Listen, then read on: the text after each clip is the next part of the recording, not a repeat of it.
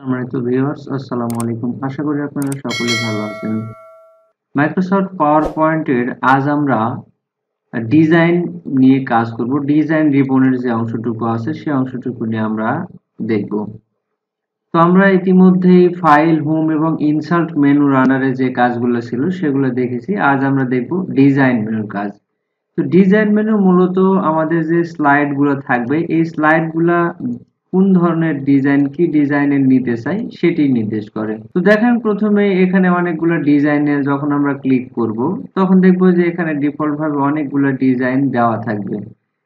তো যেগুলো বেশি ব্যবহার করা হয়, আবার অনেকেই স্লাইডে এরকম কোনো ডিজাইন ব্যবহার করেন না, নিজস্ব ডিজাইনও ব্যবহার করতে পারেন।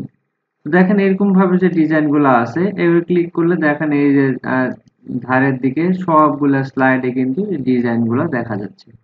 এরকম ডিজাইন নিতে পারেন। এই ডিজাইনের কালারও আবার দেখেন এই যে যে কোনো ডিজাইন যদি আপনি পছন্দ করেন এই অংশে এর ডান পাশে আবার ভেরিয়েন্ট আছে, আপনি কালার চাইলেই কিন্তু চেঞ্জ করে নিতে পারেন। দেখেন এইভাবে কালারও কিন্তু আপনি চেঞ্জ করতে পারেন ডিজাইনের।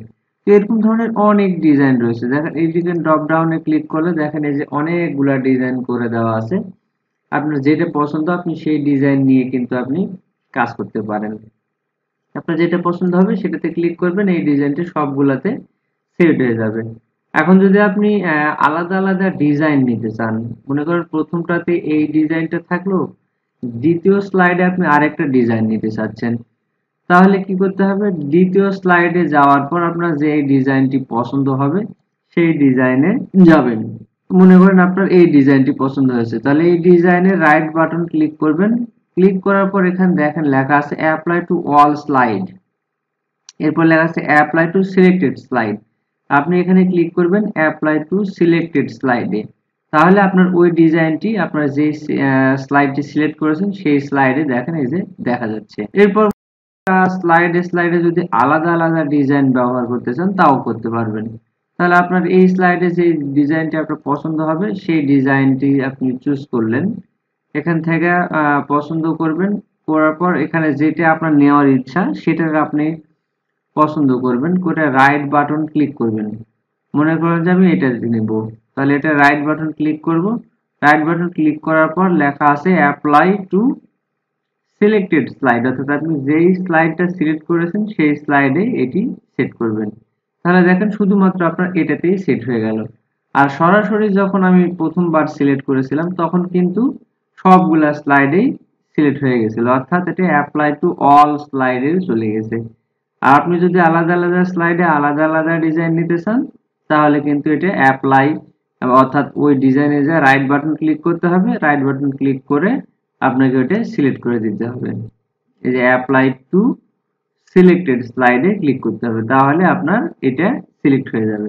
আর যদি আপনি গ্যালারি থেকে নিতে চান তাহলে অ্যাড গ্যালারি, এই যে কুইক অ্যাক্সেস টুলবারের মাধ্যমে আপনি গ্যালারি থেকেও নিতে পারবেন। এই গেল ডিজাইনে।